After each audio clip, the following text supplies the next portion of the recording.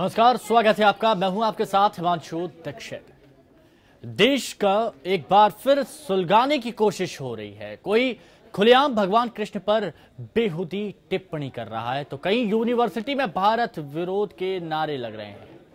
आखिर सवाल यह है कि क्यों बार बार देश की आस्था और भावनाओं से खिलवाड़ किया जा रहा है। इसी पर है हमारी स्पेशल रिपोर्ट, बंद करो खिलवाड़।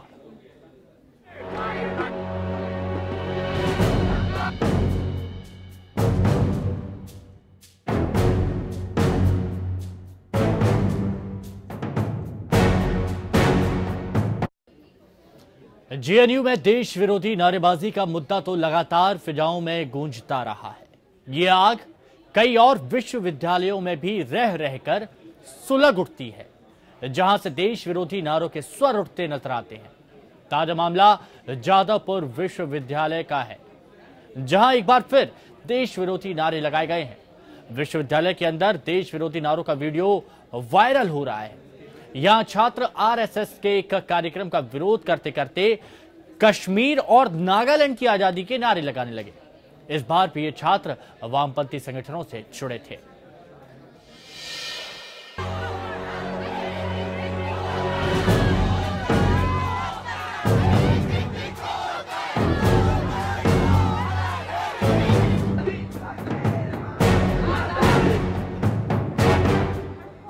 ये तस्वीरें पश्चिम बंगाल के जादवपुर यूनिवर्सिटी की है। यहाँ वामपंथी संगठनों से जुड़े छात्रों के एक ग्रुप ने कश्मीर और नागालैंड समेत नॉर्थ ईस्ट की आजादी के लिए नारेबाजी की।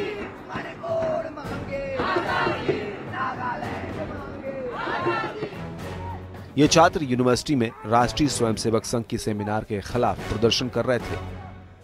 आरएसएस के खिलाफ प्रदर्शन तो समझ में आता है, भारत एक लोकतांत्रिक देश है, लेकिन देश को तोड़ने की बात आखिर क्यों? आप एक बार फिर सुनिए कैसे देश के भीतर देश को तोड़ने के नारे लग रहे हैं। आगे से बोलो, आजादी, पीछे से बोलो, आजादी, कश्मीर मांगे, आजादी, मणिपुर मांगे, आजादी, नागालैंड मांगे, आजादी। छात्रों ने प्रदर्शन के दौरान हाथों में आजादी और योगी इज न्यू ट्रम्प स्लोगन लिखी तख्तियां ली हुई थी। यूनिवर्सिटी की फाइन आर्ट्स एकेडमी के बाहर ये नारेबाजी की गई। इसी बिल्डिंग में बांग्लादेश में हिंदू और बौद्धों के हालात को लेकर संघ का इंटरनेशनल सेमिनार चल रहा था। संघ के संगठन एबीवीपी ने एक बार फिर वामपंथी छात्र संगठनों पर हमला बोला है। 9 फरवरी में जेएनयू में नारे लगाए गए, उसके बाद आज जादवपुर में भी लगाए गए हैं देश विरोधी नारे और कश्मीर की आजादी की बात की गई है। इसके पहले भी जादवपुर में ऐसे नारे लगाए जा चुके हैं। तो अब इस देश में वामपंथी होना या आतंकवादी होना या सेपरेटिस्ट होना कोई नई बात नहीं है। हमारा यही मानना है कि अभी 9 फरवरी के बाद अगर ऐसे लोगों के खिलाफ अगर सजा दे दी जाती, ऐसे लोगों के खिलाफ एक्शन ले लिया जाता, तो आज दूसरे कैंपसेज में देश विरोधी नारे नहीं लगाए जाते। इसी साल फरवरी में भी दिल्ली में छात्रों के बीच घमासान मचा था।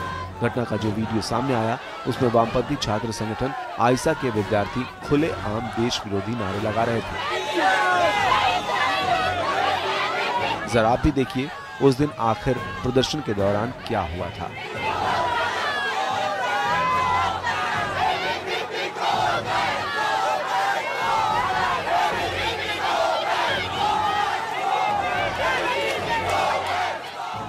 इन्हीं नारों के बीच एबीवीपी और वाम समर्थक आपस में भिड़ गए थे।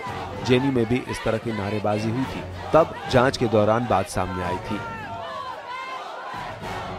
दिल्ली में देश विरोधी माहौल के पीछे पाकिस्तान और कश्मीर के अलगाववादियों का हाथ है।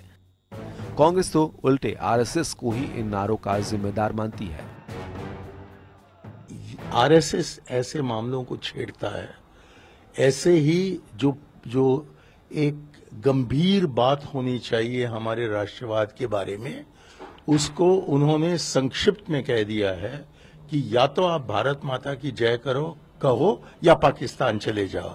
जबकि वो वातावरण को ऐसे छेड़ते हैं तो लाजमी है कि उन्हीं जैसे जो नौजवान हैं वामपंथी पार्टियों के, वो भी उनका मुकाबला करेंगे और उसी तरीके से करेंगे। तो मुझको नहीं लगता है कि नारे लगाने से मामला कुछ हल हो सकता है। सवाल उठता है कि आखिर वामपंथी विचारधाराओं से जुड़े छात्र देश विरोधी नारे क्यों लगाते हैं। माना तो यही जाता है कि स्कूल कॉलेज में पढ़ने वाले छात्र राजनीति नहीं करते, लेकिन कोलकाता और दिल्ली में जो कुछ भी हो रहा है वो राजनीति से आगे बढ़कर है। ऐसा साफ लग रहा है कि कुछ लोग अभिव्यक्ति की आजादी के नाम पर देश का माहौल खराब करना चाहते हैं। किसी विचारधारा का छात्र संगठन सरकार की आलोचना तो कर सकता है, लेकिन अगर कश्मीर और नागालैंड की आजादी की मांग करे तो ये समझ से परे है।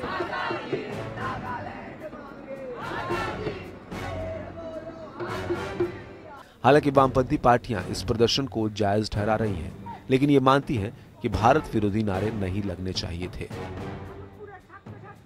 No university all over the country, they have the right to raise slogan, debate issues and come to conclusions. And I do not feel that insecure, but by a single slogan the country will be in danger. That is totally a fascistic attitude to gag the attitude. But those who raise slogan, they should be cautious. They should not go beyond the democratic and secular and sovereign framework. आत्मालोचना करनी। उमर खालिद और कन्हैया कुमार जैसे छात्र नेता TV चैनलों पर अभिव्यक्ति के नाम पर कुछ भी बयान दे। जिस कश्मीर में देश की एकता और अखंडता को बनाए रखने के लिए हमारे जवान रोज शहीद हो रहे हैं, उस कश्मीर को ये छात्र कौन सी आजादी दिलाना चाहते हैं? सवाल इसलिए भी उठता है क्योंकि भारत सरकार देश के टुकड़े टुकड़े करने की बात करने वाले छात्रों से सख्ती से नहीं निपटती। बार बार उन्हें मौका मिल रहा है। श्वेता कुमारी के साथ अरविंद चौरसिया, एपीएन।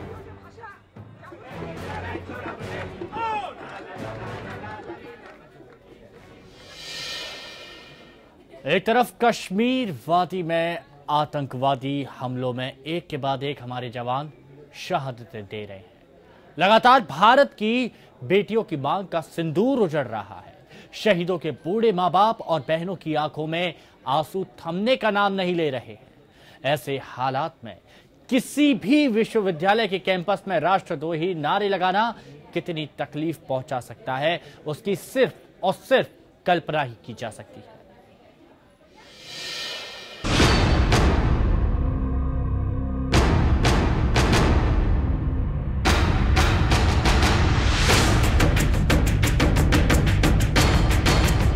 पिछले साल जवाहरलाल नेहरू विश्वविद्यालय में भी राष्ट्र विरोधी नारेबाजी की गई थी। उसके बाद तो देश भर में तूफान मच गया था। इस पर सियासतदानों ने जिस तरह से राजनीतिक रोटियां सेकी, वो भी काफी शर्मनाक रहा था। इसके बाद जम्मू कश्मीर में भारत माता की जय का नारा लगाने वाले छात्रों को पीटा गया। उसके बाद जाधव विश्वविद्यालय कोलकाता में भी देश विरोधी नारेबाजी हुई थी। ऐसी कई छिटपुट घटनाएं सामने आई थी। ऐसी विभाजनकारी ताकतों से सावधान करने के लिए राजधानी दिल्ली की सड़कों पर 1 लाख से ज्यादा लोग उमड़ पड़े थे। इन लोगों ने पूर्व सैनिकों के नेतृत्व में राजघाट से संसद तक मार्च निकाला था। राष्ट्रवादी माहौल के बीच तिरंगे से हटे दृश्य को देख हम सब लोगों को सुकून मिला था। लेकिन नारे लगाने वाले लोग और उनको शह देने वाले राजनेता कभी सोचते भी हैं कि आखिर इन हरकतों का हमारी सेनाओं पर क्या असर पड़ता है?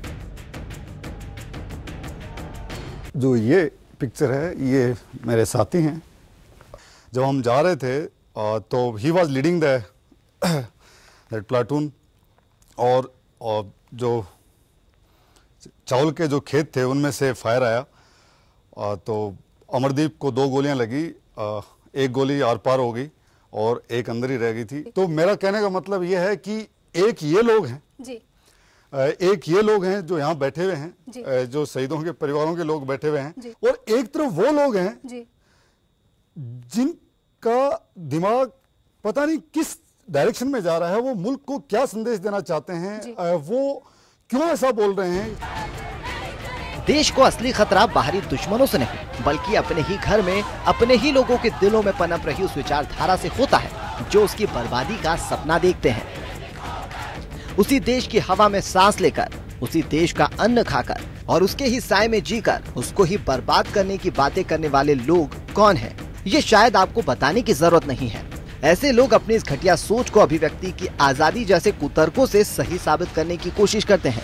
देश के लिए जान देने वाले हमारे सैनिकों का तो मानना है कि ऐसे लोगों को सख्त से सख्त सजा दिए जाने की जरूरत है। आप दो चीज को क्रिटिसाइज नहीं कर सकते, भारत माता को और फौज को, ये एक्सेप्टेबल नहीं है।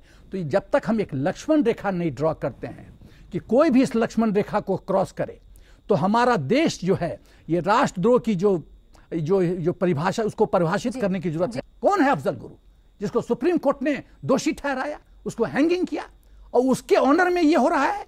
टॉलरेंस की बात करते हैं, इससे बढ़िया, हिंदुस्तान से बढ़िया कोई देश पूरे विश्व में नहीं है। इन भटके हुए लोगों को अगर आप उनकी गलती बताएं और उन्हें देशभक्ति और देशद्रोह का मतलब समझाएं, तो भी वे शायद समझ नहीं पाएंगे।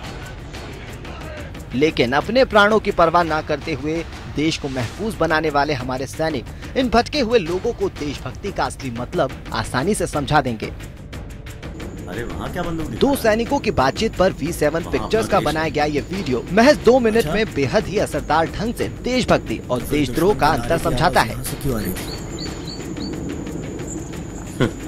ये फ्रीडम ऑफ स्पीच है। तेरी गोली से सिर्फ इंसान मरेंगे, पर इनकी सोच से सारा देश मर जाएगा। दो सैनिकों की बातचीत आपको देशभक्ति के मायने ही नहीं समझाएगी, बल्कि आपके अंदर इस एहसास को और मजबूत भी बनाएगी। साथ ही ये वीडियो देश विरोधी नारे लगाने वालों को करारा जवाब भी देता है। वो गुलाम है। किसको गोली मारेगा तू? जो बोल रहे हैं वो अपने भाई हैं।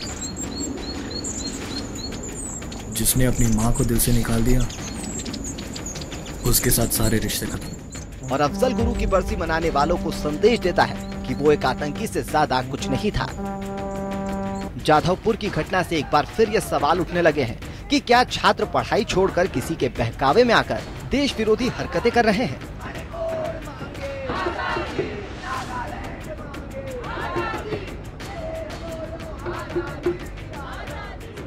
यूनिवर्सिटीज में और बंगाल के सारे ऐसे इंस्टीट्यूशंस में, एजुकेशनल इंस्टीट्यूशंस में पढ़ाई के सिवा और सब कुछ होता है। ये सही बात नहीं है।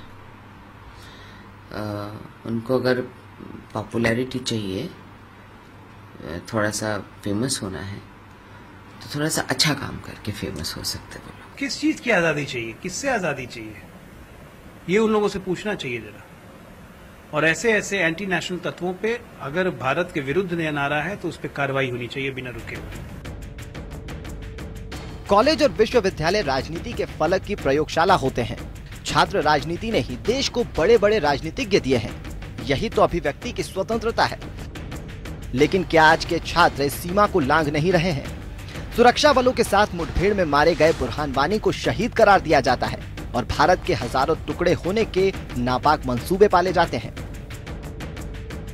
अपने विचारों को रखने के लिए देश विरोधी नारेबाजी करना क्या सही है? ये छात्र इसलिए नारे लगा पा रहे हैं क्योंकि सेना के जवान देश की सीमाओं की सुरक्षा कर रहे हैं। शिक्षा संस्थानों में ऐसे नारों को बर्दाश्त नहीं किया जा सकता और ना ही किया जाना चाहिए। जब कुछ छात्रों के शरीर में संक्रमण ज्यादा हो जाए तो दवा देनी ही पड़ती है। अगर छात्र राजनीति से संक्रमण दूर नहीं किया गया तो ये बीमारी पूरे देश को बर्बाद करके रख देगी। कोई भी छात्र अभिव्यक्ति के जरिए विद्रोह करता है तो कार्रवाई होनी ही चाहिए। जम्मू कश्मीर कितना भी अशांत क्यों ना हो, लेकिन वहाँ जब भी चुनाव हुए तो लोगों की लोकतंत्र के प्रति प्रतिबद्धता कम नहीं हुई। लोगों ने जमकर वोट डाले, माहौल सुधरता है तो वहाँ व्यापार, पर्यटन गति पकड़ लेता है। बड़ा सवाल ये है कि जब कश्मीरी लोग भारत के लोकतंत्र और संविधान में वोट डालकर आस्था व्यक्त करते हैं तो फिर राष्ट्रद्रोह के नारे क्यों? श्वेता कुमारी के साथ अमित यादव, APN।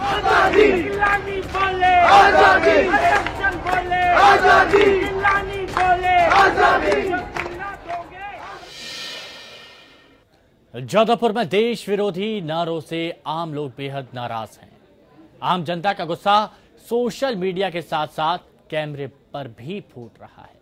जनता ये मानती है कि नारेबाजी करने वाले छात्रों के खिलाफ जरूर कार्रवाई की जानी चाहिए। कई लोग तो ये भी कह रहे हैं कि ममता के राज में इन लोगों को बढ़ावा मिल रहा है। के लोगों से अभी ऐसी कोई कन्वर्सेशन हुई ही नहीं है, हो ही नहीं पाई है जैसे UN के अकॉर्डिंग होना चाहिए कि उनको आज़ादी चाहिए या नहीं चाहिए। तो जब तक इन लोगों से पहले एक तो स्टूडेंट से आप क्लियर करें, उनसे कन्वर्सेशन करके बात निकल के सामने आए कि वो क्यों कह रहे हैं ऐसा, और अगर कह रहे हैं तो उसके पीछे क्या मोटिव है। कश्मीर और नागालैंड की बात है तो मैं ये कहना चाहूँगा कि भारत में रहकर वे ज़्यादा खुश हैं। वहाँ के नागरिक, उनको भारत में रहकर की उतनी स्वतंत्रता मिली हुई है जितना मुझे लगता है, मैं ऐसा समझता हूँ कि उन्हें और देशों में जाकर के नहीं मिल पाएगी। और मैं ये भी समझता हूँ कि जब भारत के लोग पूरी तरीके से सुदृढ़ और डेवलप्ड होंगे तभी पूरे देश प्रगति कर पाएगा।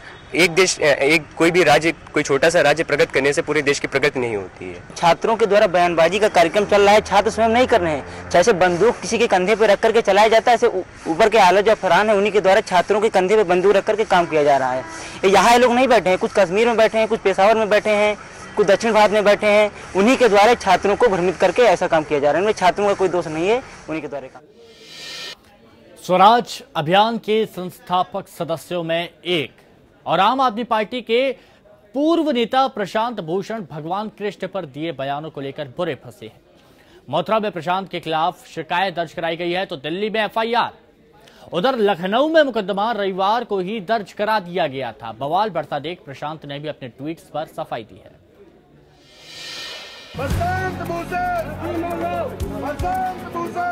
ये विरोध प्रशांत भूषण के बयान के बाद हो रहा है। प्रशांत भूषण कानून की दुनिया में जाना माना नाम, लेकिन बोलते ऐसा है कि हर बार कहीं कहीं लोगों की भावनाएं आहत हो जाती हैं। इस बार प्रशांत ने करोड़ों हिंदुओं के आराध्य भगवान श्री कृष्ण पर अभद्र ट्वीट किए। अपने विवादित ट्वीट में भगवान कृष्ण का जिक्र करने पर घिरे प्रशांत भूषण के खिलाफ लखनऊ के बाद अब देश की राजधानी दिल्ली में भी एफआईआर दर्ज हो गई है। दिल्ली बीजेपी प्रवक्ता तेजिंदर बग्गा ने प्रशांत भूषण के इस ट्वीट के बाद दिल्ली के तिलक मार्ग थाने में प्रशांत भूषण के खिलाफ हिंदुओं की भावनाओं को आहत करने का मामला दर्ज करवाया है। बीजेपी प्रशांत भूषण पर कार्रवाई की मांग कर रही है। और डिस्टॉर्ट हो सकता है, परंतु क्या डिस्टॉर्शन है बताइए। आपने उनको ये टीजर कहा कि नहीं किया? कहा, परंतु वो प्रशांत भूषण तो नक्सलाइट का झुका हुआ है उसका, तो इसीलिए वो हिंदू धर्म को बुराई करना उसके लिए बड़ा स्वाभाविक है। अभी तक एक शब्द नहीं बोला उसने हिंदुओं के पक्ष में। सब कश्मीरियों को आज़ादी दे दो, इस प्रकार की बातें बोलता है, तो उसकी सैद्धांतिक झुकाव जो है वो हमारे राष्ट्रीय एकता के पक्ष में नहीं है। भूषण के कृष्ण पर ट्वीट पर देश का साधु समाज काफी नाराज बताया जा रहा है। एपीएन न्यूज से खास बातचीत में साधुओं ने अपना कड़ा विरोध जताते हुए कार्रवाई की मांग की। वहीं कुछ लोगों ने उनकी सोच पर भी सवाल खड़े किए। उसकी भावनाएं जो है ना वो शुद्ध नहीं है।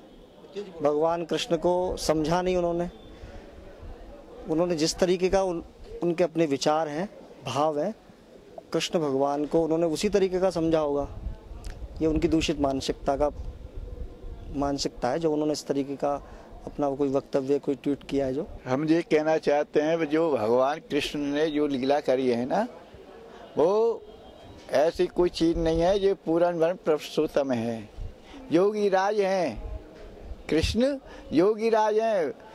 जो आजकल जो चल रहा है वो कृष्ण नहीं है, जो ब्रज गोपियों के संग में सच्चा प्रेम और कृष्ण लीला दिखाई है। सबसे पहले तो मैं ये बताना चाहूँगा, ये ऐसे ट्वीट जो प्रशांत भूषण जो देते रहते हैं, उनका केवल एक मकसद है कि हिंदुस्तान में मैं सबसे पहले हाईलाइट हूँ। किस प्रकार हाईलाइट हूँ? मैं इस आपके माध्यम से मैं ये कहना चाहता हूँ, क्या उनकी बुद्धि में गोबर भर गया है क्या? कि एक एंटी रोमियो से तुलना, जो जगत का पालनहार, संसार का पालनहार है, जो श्री कृष्ण भगवान, जिसको पूरा संसार, पूरा विश्व पूज रहा है, और उसके प्रेम और उसके कारनामों का तो लेखा जोखा किसी के पास है नहीं। अभी हमारे संतों ने बताया था कि उनकी बुद्धि भ्रष्ट हो चुकी है, उनकी बुद्धि में गोबर भर चुका है। अयोध्या में भी प्रशांत भूषण के ट्वीट का संतों ने विरोध किया। निर्मोही अखाड़ा के प्रतिनिधि महंत रामदास ने कहा कि श्री कृष्ण सभी धर्मों के आराध्य हैं। इस बयान पर प्रशांत भूषण के खिलाफ कड़ी कार्रवाई होनी चाहिए। यही नहीं, सुप्रीम कोर्ट से प्रशांत भूषण की सदस्यता रद्द की जानी चाहिए। उन्होंने कहा कि प्रशांत भूषण पर मुकदमा दर्ज कर उसे जेल भेजा जाए। देखिए, वो हमेशा राजनीतिक बयान भी गलत देते हैं और धार्मिक उन्नति करके हमारी तमाम करोड़ों हिंदू आस्थाओं को ठेस पहुंचाया है। कोई इस तरह से इन्होंने धार्मिक भावनाओं को भड़काया है।